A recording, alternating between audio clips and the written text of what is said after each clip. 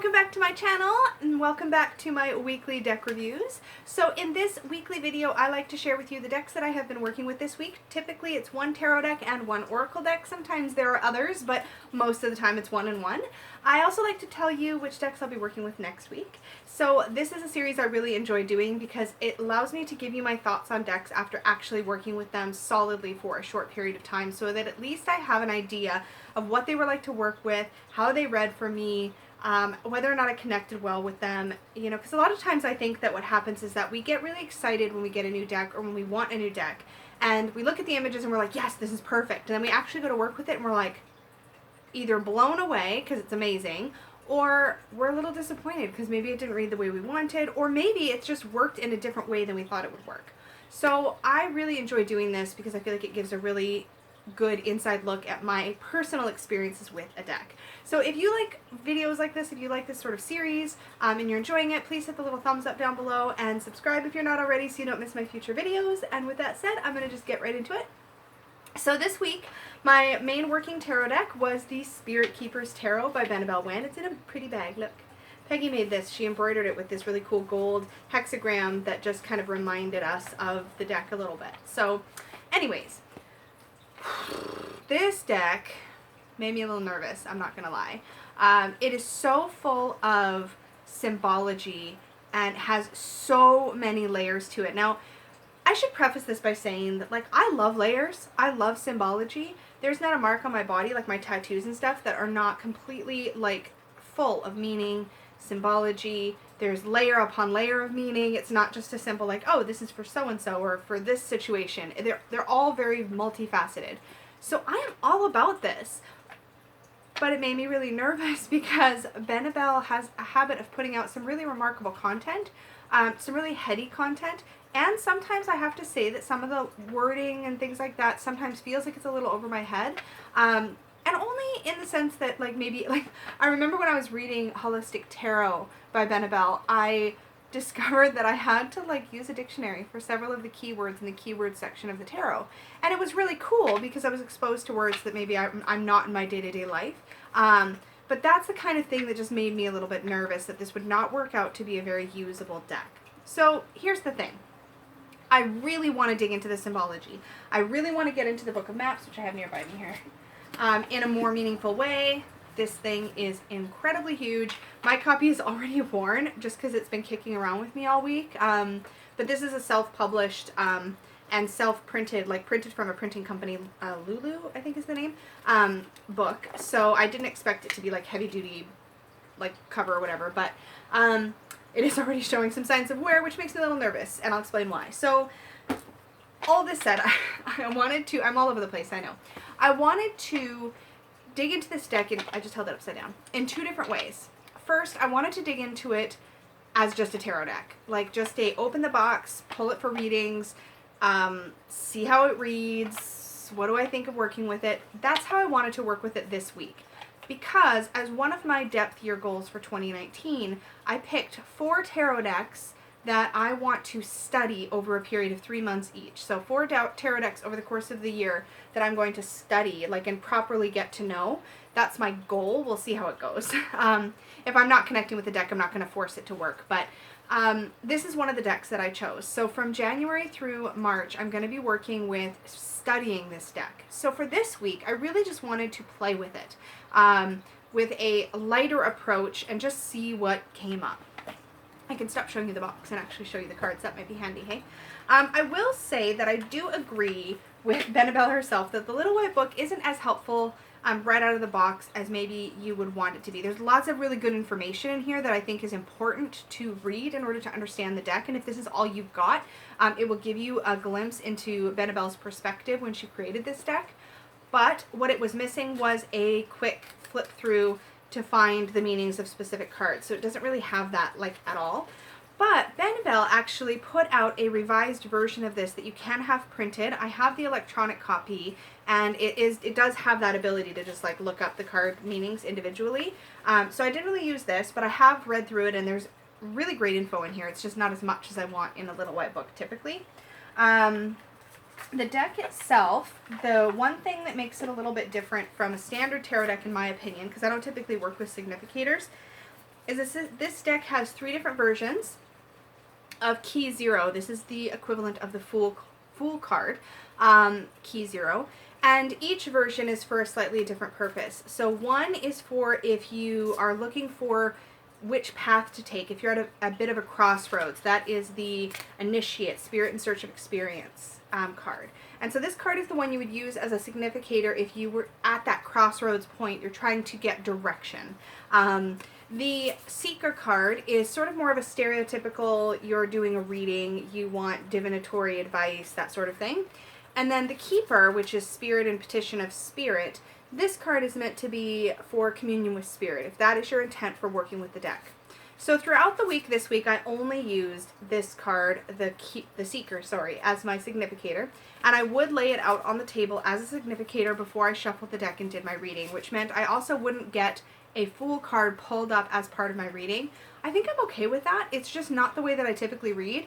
But I had fun exploring it, and I did something similar last week when I worked with the Pagan Otherworlds, and I used that Seeker card alongside the Luna card for the Moon phase and laid those out. And I do think that having a significator card on the table gave me this interesting experience of being able to focus slightly differently on my reading, and I did enjoy that. So I don't know how that will continue to play into my readings. I think I'll still only use it when there's a deck that's designed to have a significator, because it feels sort of right in those circumstances. I don't know that I'll do that with, like, fish out the Fool card or a significator in my other readings, because to date, that's not really my usual style. But I enjoyed doing it with this deck.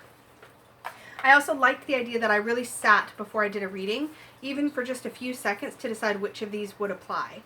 And just that alone, I feel like, shifted my mindset slightly so that I was in a headspace where I was really focused on the reading and not just sort of distractedly pulling cards, which I can do sometimes because I'm distractible. The cardstock itself is really, really different.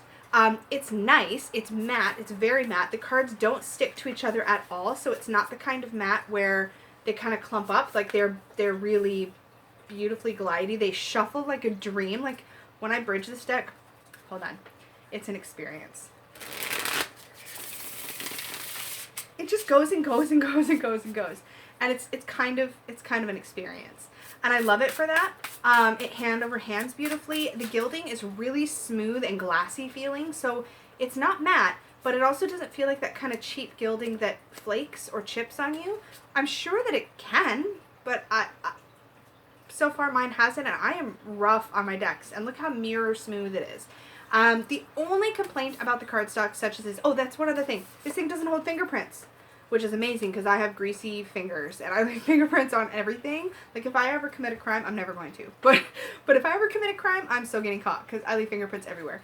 Anyways, the only complaint, such as it is that a few of these cards, the backs have chipped just a tiny bit, the matte part, the black matte part, but not the sides where the gilding is. I don't know. But these cards, I should show some of the actual images. It's a black and white deck. It's the first black and white deck I had any interest in exploring, and really it was mostly because it was Benebell, to be honest. I jumped on this for her and for what I feel like her brain offers me in the other things that I've been exposed to that she's created, whether it's her blog posts or her book Holistic Tarot. I really enjoy what she brings to this community. I enjoy her frankness, and I enjoy her perspective. And so for nothing else, for no other reason, this was going to be a deck that I wanted to at least explore. It did sell out really, really fast, and she is working on the second edition now, and she's playing, if you go to her Instagram, you'll see some images. She's playing with some sepia tones of the original, of these images, I believe. And then she's also playing with some redrawings of some of the cards, the backs, things like that. So the second edition will be different. But I have to say, this deck was a pleasant surprise because, just like Benebell promised, I do feel like I could pull any card and very easily read it according to my usual Rider-Waite-Smith or my numerological or whatever tarot information is either on the card or in my brain. The only thing that took a little getting used to was the quartz. So the strongholds are the pages, and those were easy to remember for two reasons. One, this little like chest looking piece for some reason reminds me of a pawn, which reminded me of the page. I don't know why. I haven't read the book at all, you guys. And the little envelope reminded me of the messengers, so that reminds me of the pages. The kings, let's see if I can find some other quartz here. Here we go. The shining ones, so the shining flame, for example, for fire. These are the knights. They do have a horse, so that makes them easy to spot. The shields. This one was probably the most interesting for me. Well, two. So I'm interrupting myself. The shields are the queens. That was the point I was trying to get at there. The shields are the queens, and I like that because I see the queens as sort of the nurturers and the protectors and the motherly ones. And then the kings are archangels. And this was probably the one thing about this deck that made me the most nervous, was all of the angel work involved. But I have to say, this feels very non-secular. It feels very non-dogmatic. The angel energies that are represented by this deck feel welcoming and comforting. And I had no problem at all working with this deck with that in place. And in fact, I printed out Ethany's, and I'll put links for all this stuff down below. And this might be a longer video because I have a lot to say about the decks I worked with this week. But I printed out Ethany's 2019 Lunar Phase like tarot guide that she does. She did one last year as well that I worked with through most of the year. And I really, really enjoy working with her monthly or moon phase. Like there's like full moon and new moon in the signs. I really enjoy working with Ethany's spreads. So I printed that out. And in the very beginning of the book, booklet I should say, is a prompt to choose, like consciously pick out of your tarot deck a card to work with in 2019. So I sat with this deck, because this was the deck I was working with this week, and I flipped through. I'm going to find her. And I just looked at every single card with an open mind until one felt like the one that I wanted to work with for the year. And you know, it's funny because on a different day with a different deck, I might have gone, well, I'll just pick one from my favorite deck, or I'll pick one from a different deck. And I've already done my year ahead spreads and all that kind of stuff, but I don't know, I really wanted to engage with it. So I flipped through, I looked at every image. Of course, I'm not going to find her now. Where is she? Let me be quicker. She's probably on the very bottom. Nope. I'm going to find literally every... Oh, there she is. Spotted her title. So I chose the Archangel of Healing. And I realized after I chose her, believe it or not, it was her that caught my attention. After I chose her, I realized that she is the Queen of Cups. Sorry, the King of Cups. The King of Cups. And Cups is totally my suit, so I guess I shouldn't be surprised that she's who I was drawn to work with. But she says, Angel who salves and purifies. And I chose to work with her for the year. And I then went through the other deck, which I'm going to get into that in a minute. I also worked with the Angels and Ancestors Oracle deck. I'm going to show you and talk about that in a second. But I also pulled out a card from here that reminded me of this card. So I wanted to see if there was a similar angel represented in that deck. And there was, so I'll talk about that when I pull that one out. But long story short, this, even though I went into this week with full intent to just sling cards, play around, throw things on the table, see what came up, it did do that beautifully. I still somehow, without even trying, ended up going a little deeper with this deck than intended and got some really really beautiful like insights and ahas. And yeah, so what I did, I only drew some daily cards 3 or 4 days this week, and when I did, on the days that I thought of it, I think I only did it 2 times. Anyways, I colored my card of the day in the book of maps. So I will show you those really quick. So on one day this week, I pulled the High Priestess for my daily draw. So I colored that in the book of maps. And then on another day, I drew the Memory Keeper, which is the 6 of Cups. I think this might have been Thursday's card, and I colored that in. And, of course, I also read about my cards of the day as well in the book of maps. I didn't read all the precursor stuff. I've started to read just a tiny bit when I first got the book, but I didn't get any further with that this week. I really just focused on reading about my card of the day. And then I also colored in the card I chose to work with for the year, my Archangel of Healing. And this was such an experience to color her and to get to know the ingredients in each of these bottles and what's here on the table and what's on the cup and like what's in the center of her heart and just all of the symbology that's talked about in the book of maps. To get to know it by coloring it was a really cool experience. So I think when I'm studying this deck from January to March, I'm going to be doing a lot of coloring in this book because coloring is something I enjoy anyways.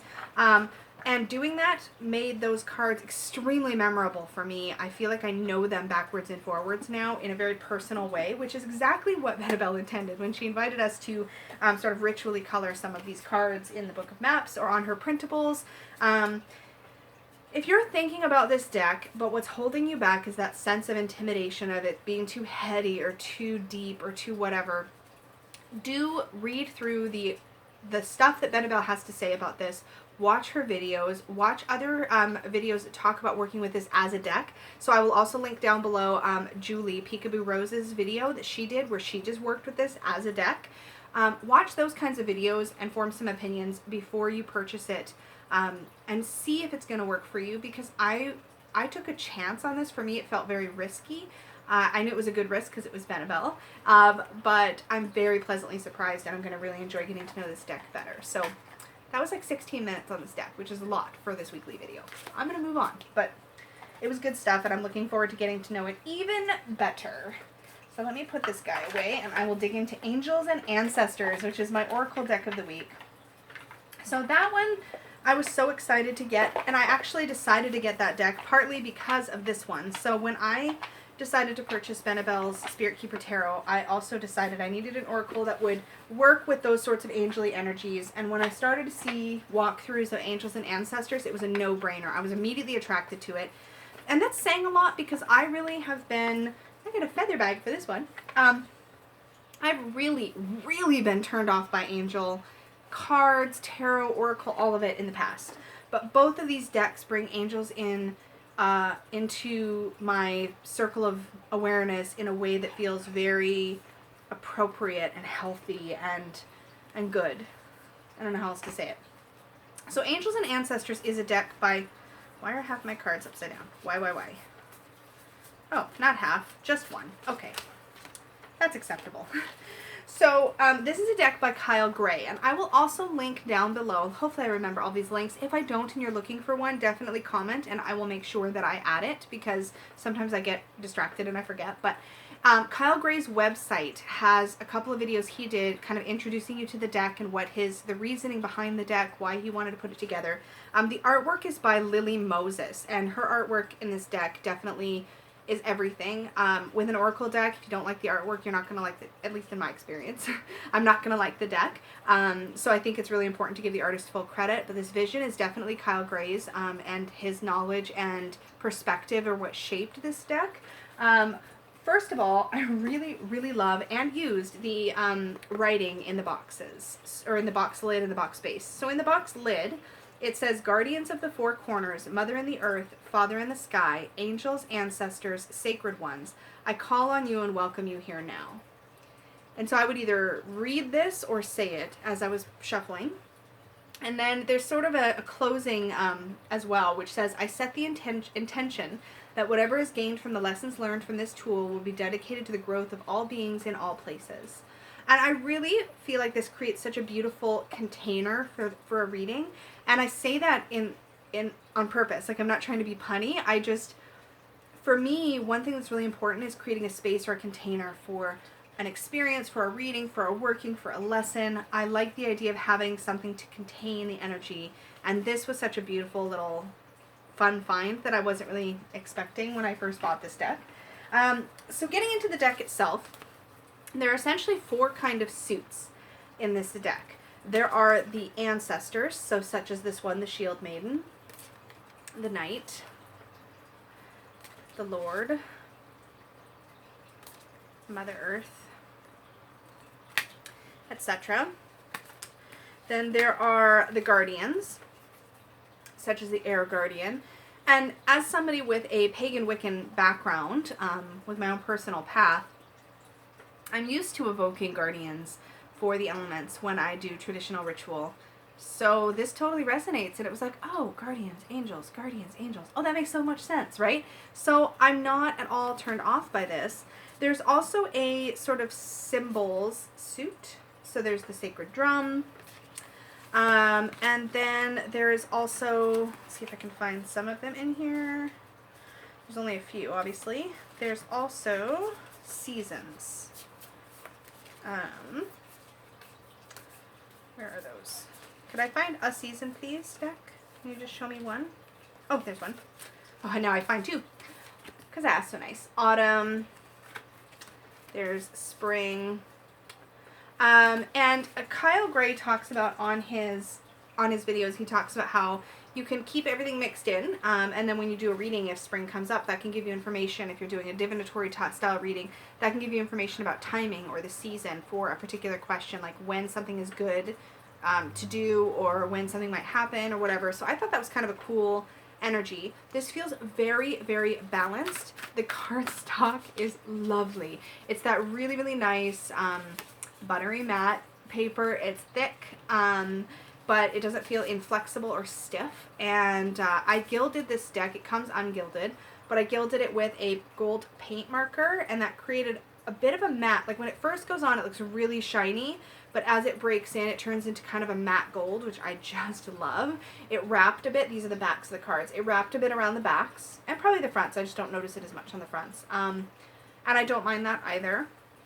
So if I kind of spread them out, you can kind of see some of the wrapping on the edges there. It wrapped pretty evenly, so that's fine. This worked so beautifully next to Spirit Keepers, and I mentioned I was going to show you the card that I pulled that reminded me of the Archangel of Healing from Benebell's deck, and that is in this deck, the Guardian of Healing, I think it's called. Oh, the Medicine Guardian. Be open to healing information. And I was like, that makes me feel, looking at it, the way that the Archangel of Healing made me feel in Benebell's deck. So I read about this card, and it references the Archangel Raphael, who is, and I talked about this on Instagram, but it was a really cool synchronicity for me because archangels are something I don't have a lot of experience with or knowledge of. But in the Mary L Tarot, there's a reference to Raphael throughout the deck in a few different places. But specifically, I remember it from the Six of Swords, which in the Mary L Tarot, I should have pulled it out. I always do this. I talk about a card, but I don't pull it out. I'm sorry. If you really care, if you really want to know, if you really care, if you really want to know, I might be able to link an image or something. But if you Google image search it, Six of Swords, Mary L, it's like an angel sort of shepherding some people forward, and it always makes me feel so comforted to look at that card. And that card represents the Archangel Raphael. And this card has symbology representing the Archangel Raphael, but it doesn't necessarily itself represent the Archangel of Raphael. I hope that made sense. Hopefully. Anyways, so that was a really cool experience to be able to sort of put these side by side with the Spirit Keepers, and it just felt very harmonious with it. It worked beautifully beside it. I felt like I got really good messages. I also there's a spread in the book called I think it's called the Past Life Lessons spread. So I also did this for myself. I did not film it. I intended to, but I just got busy with Christmas and everything else happening. But this was a really lovely personal reading for myself. I really enjoyed doing it, and I would definitely recommend it. I'm trying to get better about trying out at least one or two of the spreads in the guidebooks, because something that, and I finally remembered who said it, and I'm going to forget her name now, Alora Rain, in a Bone Stone Bash recently, was talking about developing the spreads. She's been working on the spreads for the Bone Stone and Earthflesh Tarot coming out by Anna Turian and Avalon Cameron. And she mentioned creating a couple of spreads for it and was talking about how it's really useful to work with a spread that was designed for a specific deck, because it was obviously designed with that deck's energy in mind. So I've been trying to, since I heard that, it made sense to me, like something kind of clicked. So I've been trying to play with spreads designed for decks when I'm working with them. So this was a joy. I cannot wait to pull it out again. Beautiful reader. I could see this being really good for past life readings, really good for healing and spiritual growth type readings, really good for diving into your own personal light and shadow to pull out sort of aspects of self that you want to develop or that you want to look into, because all of these are characters or are sacred symbols. Yeah, I just feel like this would be such a powerful deck to work with in a whole bunch of different ways. So I'm very pleased. It's definitely been a dark horse, I guess, a bit for me to connect so well with a deck that even has angels in the name. So for me, totally 2 thumbs up. Love, love, love, love, love this deck. And I'm 25 minutes in and I haven't even talked about next week's decks yet. Oh my. But these were both really good. So I mean, there's that. Let me have a little sip of water so I don't dehydrate on camera. Okay, so next week I'm going to be working with, and this is a deck that is brand new to my collection despite it not being a new deck itself, I'm going to be working with the Druid Craft Tarot. I have not trimmed it yet, but that is happening probably as soon as I'm done filming this video. But I can't wait. I'm going to trim it all the way down so that it just shows the titles. I'm going to trim right down to just image here, I think. I've seen it trimmed both ways where people have left, sorry my nose always gets itchy on video, where people have left the stone-ish looking border, but I think I'm going to take it right down. And I also have a larger corner rounder. And I can't remember if I got that from, where did I get that from? I think I actually got the larger corner rounder for this deck after watching Darpan, the Mystic Aura, trimmed her deck and she used the larger one. This deck has a lovely pagan feel. I really like the artwork. There's a few cards in here that I'm not as overly thrilled about. I love that there's a masculine Three of Cups actually. I think that's really cool. There's a few places where things go gendered in a way that you don't normally expect, but I think that's really good. This deck, from first glances of it for me, has a bit of a masculine feel, but in a nice way, like in a strong way, if that makes sense. So I'm looking forward to reading with this deck and just kind of seeing how I like working with it. I have a feeling it might make a good all-arounder, but we shall see, we shall see. And I stole one of Peggy's bags. And this one has like this really cool stickish, like little branches all over it, which I thought was perfect for the Druid Craft. Okay. And also this, so I'm trying to remember. I think this was actually this month. This has been a busy month, December. I'm going to just quickly look. Yeah, it was this month. So this month I did a collaboration with Jess of Stellar Tarot. And we talked about on her channel our dust collector videos. I will also link that video either in the cards or down below. And then on my channel we did some beginner witch sort of tips and tricks. And while I was there, we traded. So she traded one of her dust collectors for one of mine. And I ended up trading away my Tarot of the Hidden Path or Hidden Secret Path. Clearly it's not that memorable even though I've had the deck for like 20 years. But I traded her that and she traded me her Moon Phases Oracle. This deck is actually by Dev. I can't remember the last name. But all the social media that used to exist, Devin Strickler, all the social media that used to exist for this person seems to be not active anymore. So I don't know if this person has fallen off the radar a bit, but this was an independently produced deck. And it is, I love the backings. I'm getting closer so I can show you better. That's the backings. And it literally reminds me almost like the moon peeking through behind like a veil of fabric or something. It's really beautiful. But this is a deck of moon phases and moon names.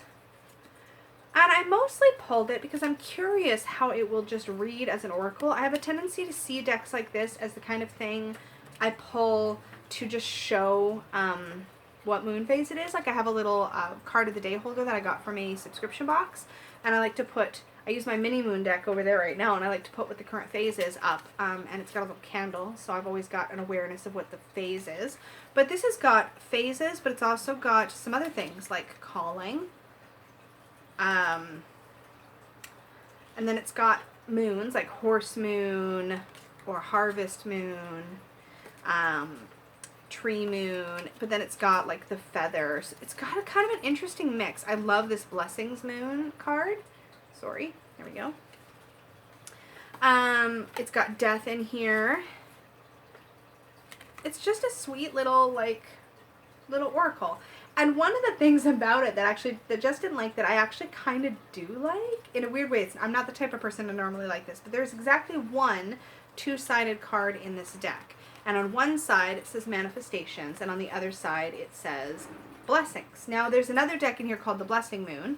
So, and I don't think there's another deck card in here that says something about manifesting. So I've got it set up so that blessings is to the back and manifesting is to the front. And unless it flips itself for some reason, I don't think I'll worry about that. And if it comes up, I'll treat it as the manifestation card. But the reason why there's only one is because it's like the moon peeking out as you're shuffling. And I think that as a focus for remembering that you're working with moon energies, being able to occasionally, as you're hand over handing or rifle shuffling, see that little moon peek out, I think that's kind of neat. So I sort of like that, and that's discussed here in the guidebook where she talks about that's what the intent was to have that moon sort of peeking out. So I think that's actually kind of neat. The only thing that I'm concerned about actually reading with this deck is some of the things, like, for example, if I pull Storm Moon, okay, I can intuitively think about what that might mean, but what about, like, Bright Moon? What does that mean? So I think I may be relying on the guidebook, and I'm okay with that. We'll see how I enjoy playing with it. Some decks I don't mind relying on the guidebook to work with, and some I do. So we shall see. I stole one of Peggy's new, she's got now on her shop some mini size bags. So here's the deck, and here's, I should hold up, well, I guess I can hold up a Druid craft. Oh, you know what? This is a bookmark, but it's about the size of a standard tarot card. This came out of my Baba Studio deck. It's not really a bookmark, it's like a postcard. Anyway, so that's probably about the size of a standard tarot card, roughly.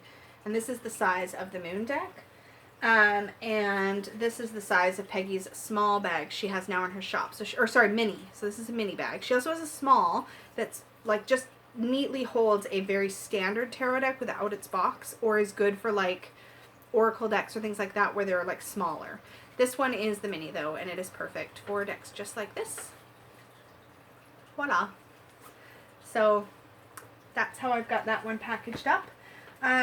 So yeah, I will be working with this one and this one this coming week, and I will let you all know next weekend how they read for me.